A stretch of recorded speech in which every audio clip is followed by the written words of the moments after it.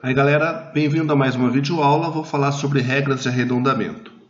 Esse assunto é um tanto quanto importante e um tanto quanto fácil também. Vou começar, por exemplo, com a raiz quadrada de 2. Qual é o valor da raiz quadrada de 2? 1,41421 e é infinito, ou seja, continua e não é nenhuma dízima periódica. Lembrando, todos esses números aqui que eu estou usando como exemplo, por coincidência, são números irracionais, ou seja, é impossível representar qualquer número desse sob a forma de fração.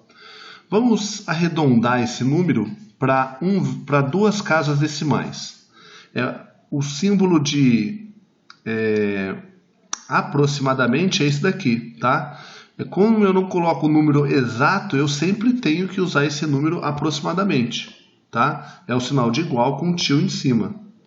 Sempre que tiver um número arredondado, eu utilizo esse símbolo, ok? Então, a raiz quadrada de 2 arredondada para duas casas decimais fica 1,41. Então, é importante que eu use esse símbolo, aproximadamente. Por quê? Porque a raiz quadrada de 2 não é exata 1,41, é aproximadamente, ok? E por que ficou 1,41? O terceiro dígito do meu número é 4, ou seja, ele é menor que 5. Se ele é menor que 5, eu mantenho o segundo dígito, por isso que o 1 se manteve, ok? 1,73205. Para eu arredondar a raiz quadrada de 3, eu tenho 1,73 e o terceiro dígito da casa decimal seria 2, ou seja, menor que 5. Logo, eu mantenho 1,73 na minha forma de arredondamento, ok? Agora, a raiz quadrada de 7, eu já tenho um caso um pouco diferente. 2,64575 e continua. O terceiro dígito, depois da vírgula, é 5. Porém, 5 não é o que eu chamaria de 5 puro. É 575, na verdade, mais do que isso ainda. Ou seja, eu vou sempre arredondar, nesse caso aqui, para mais, para cima. Então, 2,64 vira 2,65, ok? 3,14159. Esse daqui, arredondando, vai ficar 3,14, porque o terceiro dígito é 1, ou seja, eu mantenho o 4, ok? Mais alguns exemplos.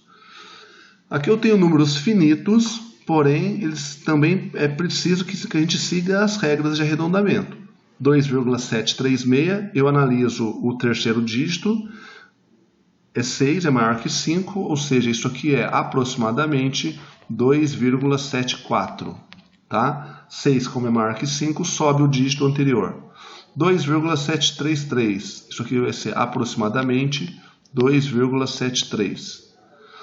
2,735, aqui acontece o que eu chamo de preconceito numérico. Como o 5 é puro, não tem nenhum número depois do 5, e eu vou analisar o número anterior. O número anterior é ímpar? Sim, é ímpar, então ele sobe, ele vira par. Ou seja, há um preconceito aí com os números ímpares. Observe o de baixo, 2,745, antes do 5, que eu chamo de 5 puro, porque ele finaliza no 5, eu tenho o número par. Então, permanece o número par, ou seja, 2,74. Então, percebam, com o número 2,735 e o número 2,745 eu arredondo para o mesmo valor. Isso são as regras de arredondamento. E já que nesse último caso, não é o 5 puro, porque tem mais números, ok? Então, eu arredondo quando é assim, sempre para cima. Então, é 2,74 também, ok? Obrigado pela atenção, até a próxima videoaula.